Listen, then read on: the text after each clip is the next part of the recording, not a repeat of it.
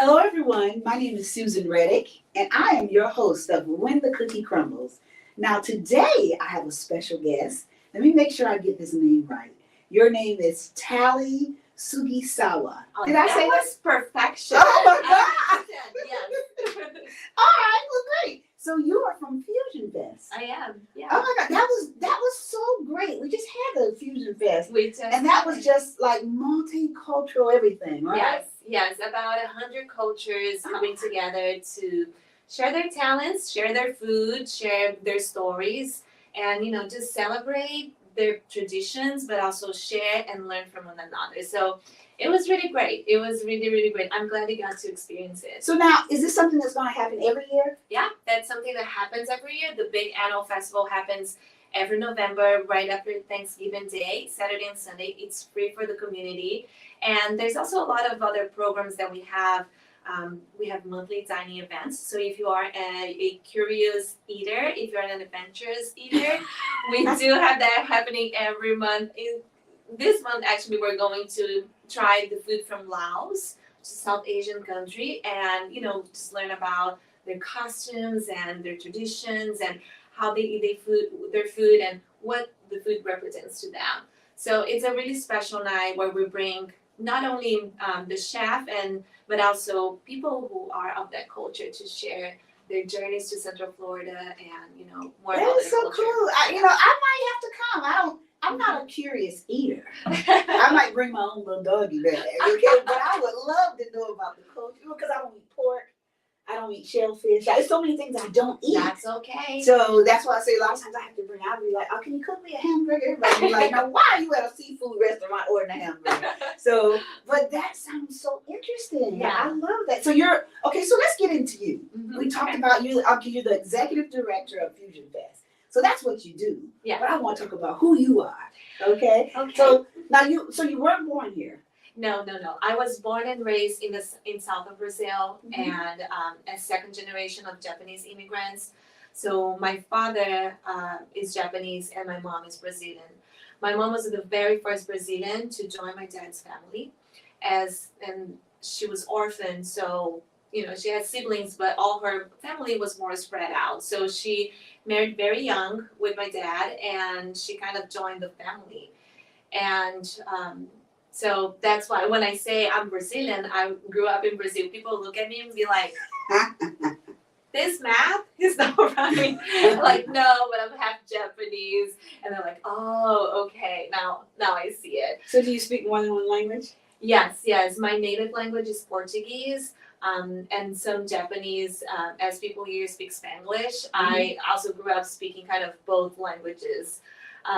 But I cannot say I'm fluent in Japanese at all. Like when I go to Japan, I don't die. I can eat. I can, I can get around, but definitely not one of my fluent languages. That is interesting. Okay, so you are a woman of color. I am. Yes. All right. Yeah. A lot of people think that you have to be black to be a brown girl, Mm-hmm. or to experience some of the things that. But I think now that we're getting to a point that everybody is embracing and realizing that women of people of color don't have to just be black. Yeah. And that you can just experience discrimination from any color. Yeah. So tell us let's talk about some of the trials that you have gone through. Just being who you are. Just waking up every day and being who you are and where you're from. Yeah, and I can share this, since my childhood, with my mom being the only Brazilian in the family. There was a lot of discrimination towards her.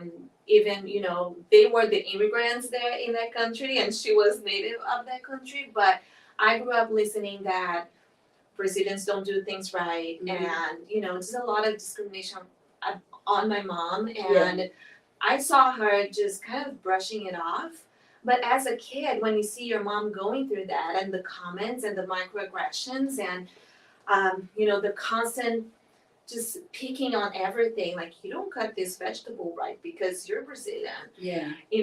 But for me, I would see all those things and hear all those things in my house with my family. But then when I went to school, I was the Japanese. So in my family, I was the mixed one. I was like not legit Japanese, like you're behaving this way because you're half Brazilian. But then I would go to school and all my friends would call me Jap, would call me, I was the only Asian girl in all of my school, which was a Catholic school, but man, kids can be mean Catholic Yes. schools.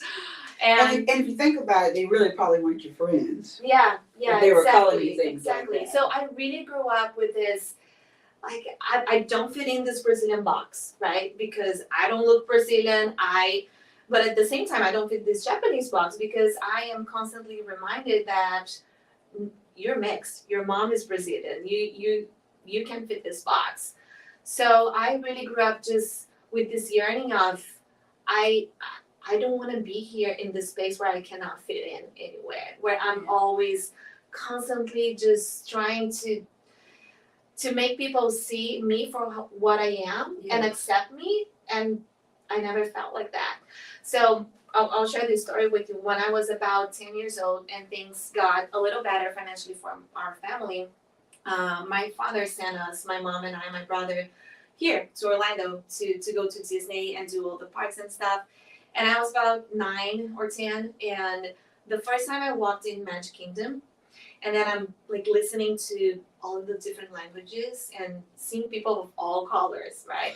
And don't get me wrong, Brazil is a very diverse country, but just being there and experiencing that no one was paying attention, like, is this person Asian, is this person Latina, is this person Black? It was just everyone going in and having a good time. I'm like, this is where I want to live.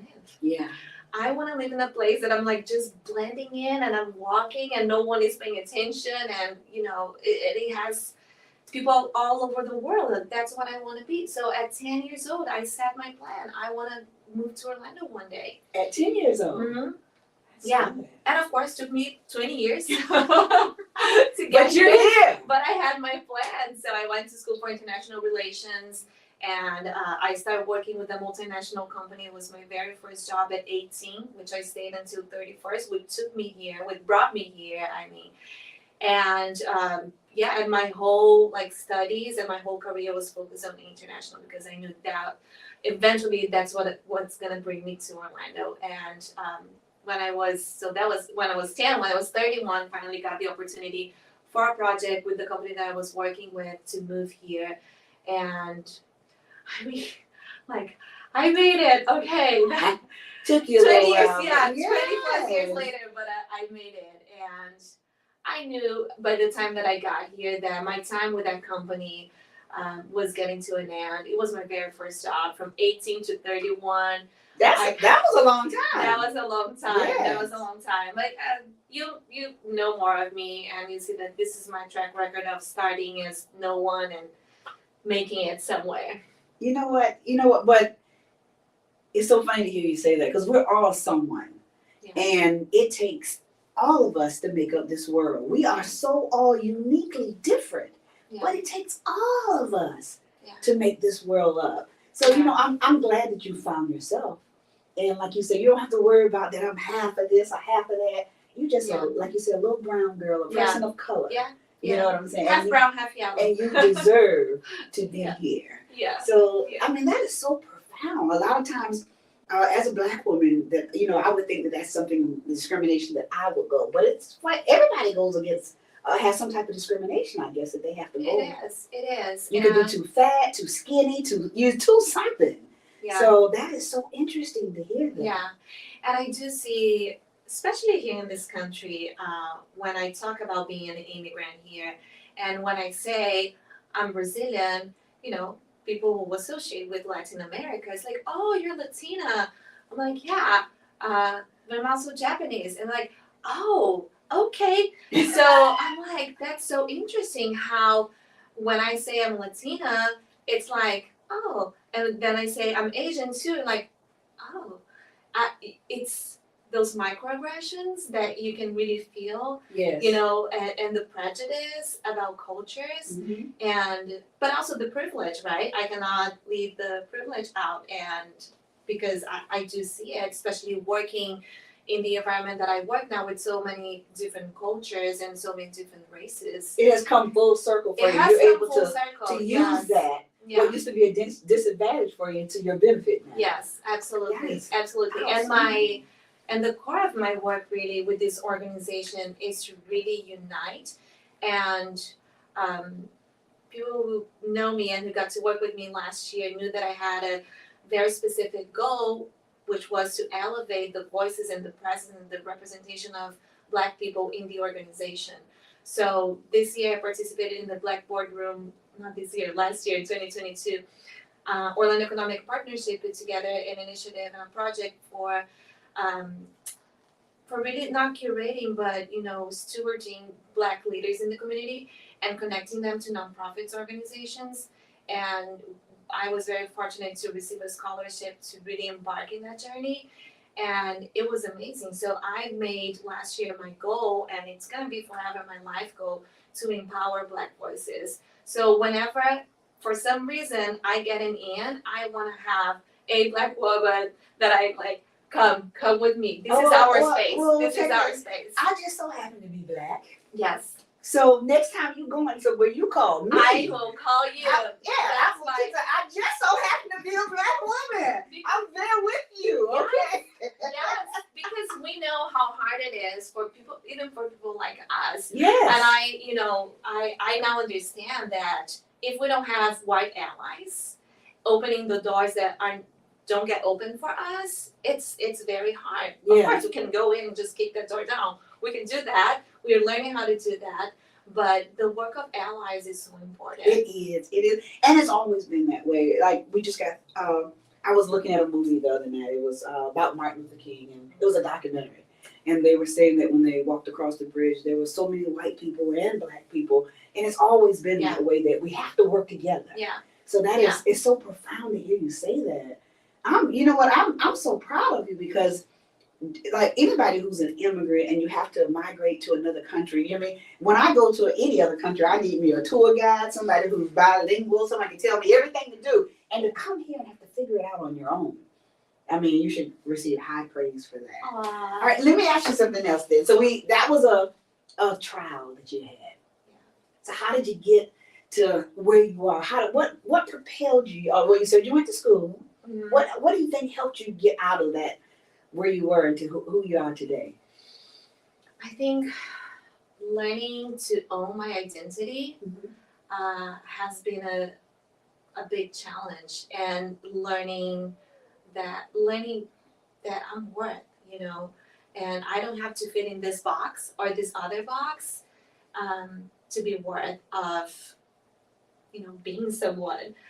It's not directly connected to who I am. And I think that my struggles have been my biggest strength now, because when I share my story, and I love doing, especially because of the Me Too's, I share something, I went through this and I was discriminated, and to hear like, me too, that happened to me too. Yeah. I can't believe that happened to you. Yeah. So I really found my identity in all of this, and it hasn't been easy, because the world is brutal, and yes, it is. It's hard even for women to be, not correlate who we are with what we do, right?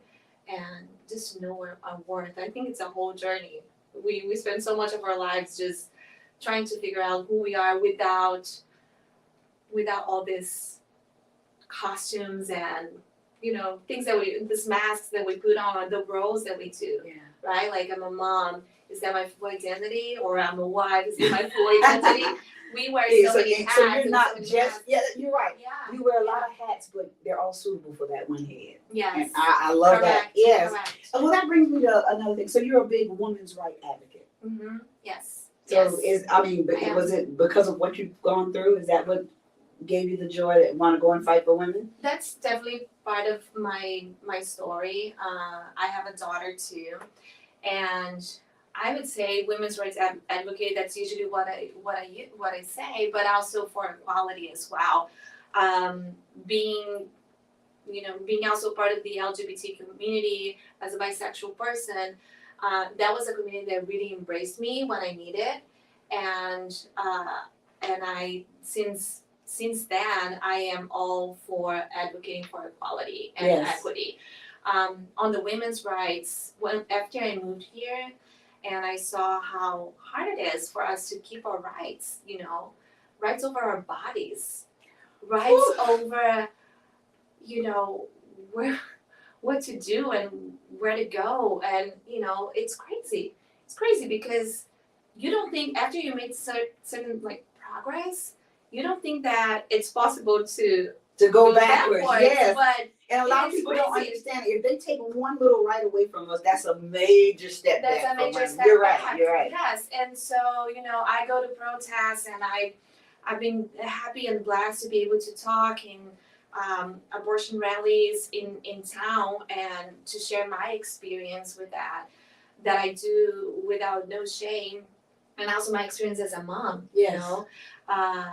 Being ready at the right time and knowing that, and just really just being okay with your decisions, and so I always tell people too that one of the ways that I try to look at it is that I would not want to take a right away for a young person today that I had when I was that age. Yes. You understand? So, Yeah. because a lot of times you'll hear somebody say, "Oh, well, I had an abortion. I had this and that when I was young, and I won't want nobody else." But you had that right. Yes. I just want every Correct. woman to have To whatever have, right yes.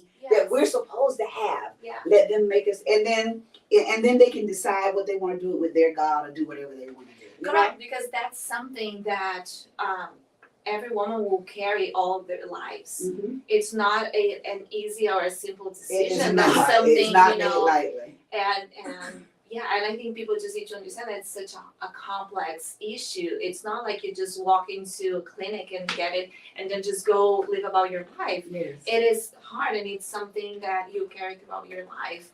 And I having a daughter and knowing this, how patriarchy works in this world, I do want her to have options, and to have her rights in Yes. place. No matter So what. really, after moving here, I have always been a little feminist. As seeing my mom and the way that she navigated, life, and after her divorce and being independent, and that being so important for her in Yes. reshaping her life after that. I'm like, there's no way that I cannot do this work. And even seeing my mom, she was a hairstylist, Mm-hmm. and so was my grandma on the Japanese side. And I remember every assistant that would start working with her, or people who would come and work in our house, she'd be like, "You cannot be doing this all your life. So I'm gonna help you. I'm gonna pay for your course or whatever, but you have to go back to school because you can't be cleaning all your life. Yeah. You need to do something about it, and you need to invest in yourself." So seeing what my mom did, and she had so little growing up, she had no structure, but she made sure that she was, whatever she got it, she was passing forward and investing in women around her. So that's really been my Okay, my real quick. mission. I got a real quick question for you. So, if you could go back, I heard you talk about your daughter. If you could go back and give yourself, your 18-year-old self, some advice, knowing everything you know right now, what would you tell yourself?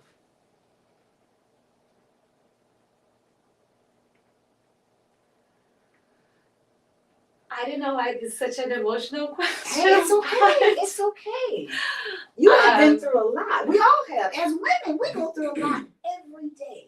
So, I mean, you don't have to, if you don't have an answer for it, because you said a whole mouthful since you've been here.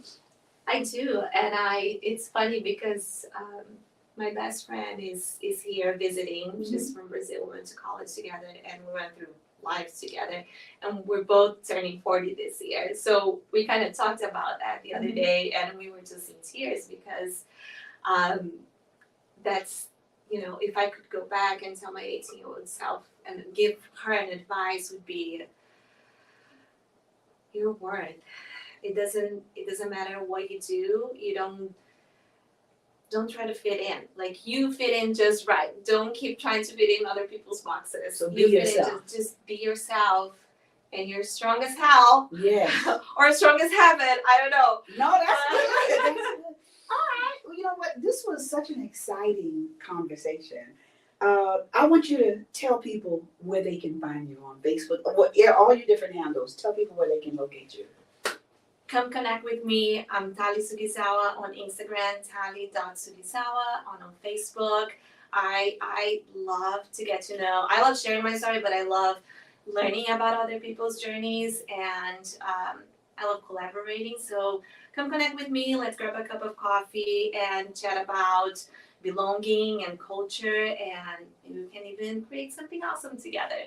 Great. So that's your on Facebook. Facebook and Instagram. It's your name. Mm-hmm. It's my name too. Okay. And also, what I tell people, my name is not John Smith, so you can easily find me. Just write my name right, and you'll find me. Now spell it for them so they can know.